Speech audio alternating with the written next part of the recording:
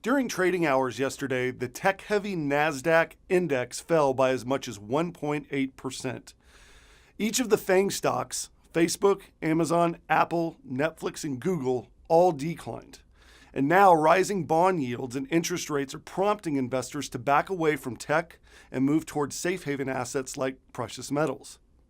Whenever you see rates rise in a rapid fashion, you typically see tech take a big hit as people start to get more concerned about the stock market in general. And that leads consumers and investors to pull back from risky areas of the stock market itself.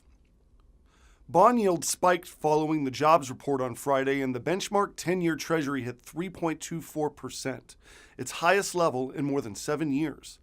The 10-year yield influences borrowing costs, including mortgages, car loans, and credit card rates.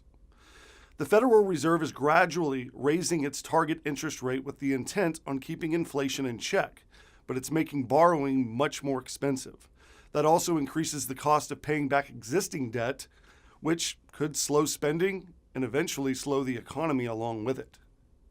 So if you're currently exposed in these areas with your retirement money itself, you need to pick up your copy of U.S. Money Reserve's quarterly report, The Crisis Ahead, the 3 mistakes that could trigger the next financial crisis.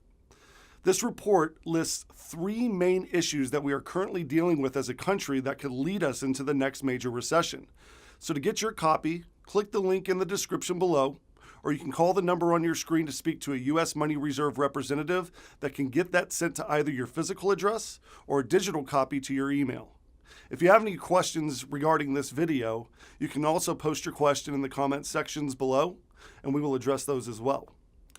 That's all for today, and as always, thank you for watching U.S. Money Reserve's Market Insights.